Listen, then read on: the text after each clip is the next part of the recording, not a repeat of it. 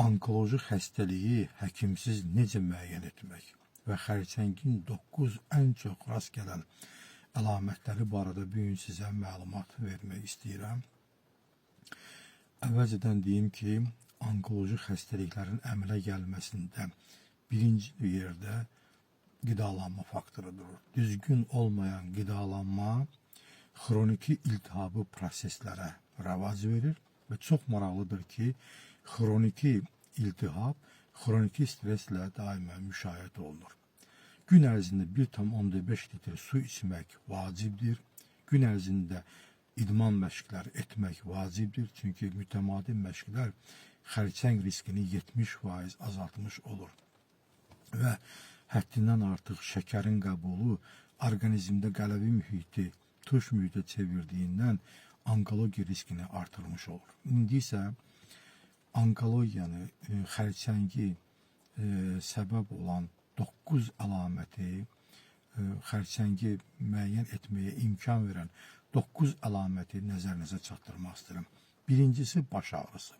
Kəskin baş ağrıları səbəbsiz, yəni ağrı kesicilərə yatmayan kəskin baş ağrıları varsa, onda vaxt itirmədən siz müayinə olunmalısınız.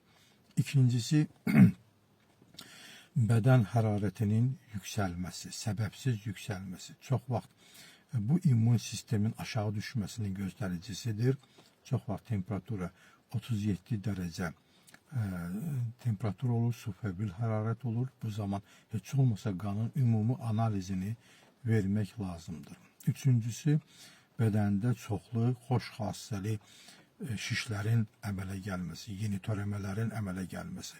Bu fibroma da ola bilər, lipoma da ola bilər və s. ola bilər ki, bu zaman histoloji müayinədən keçmək lazımdır və onkomarkerlər yoxlanmalıdır. Dördüncüsü, parenximatoz orqanları olan ağciyər, qaraciyər, mədə altı vəzi və böyrəklərin daxilində sinir ucları olmadığından onkoloji xəstəliklərin simptomları özünü çox gec göstərə bilir. Ona görə də il ərzində insan qanın, sidiyin, stulun analizlərini verməli və rentgenografiya, filografiyadan keçmək lazımdır. Növbəti əlamət dərinin rənginin dəyişməsidir ki, bu da özünü kəskin avazıma şəklində və torpaq rəngi şəklində göstərir ki, çox vaxt onkoloji xəstəliklərin gözünün altında qara həlqə olur. Növbəti əlamət spesifik iyin olmasıdır ki, onkoloji xəstələrdə spesifik iyi olur.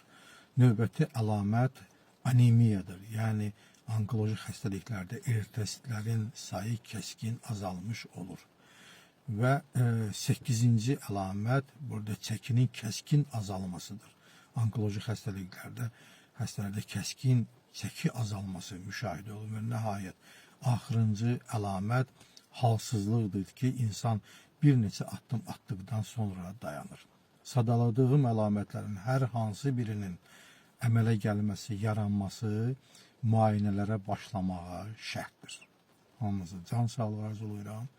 Özünüzdən müğayət olun.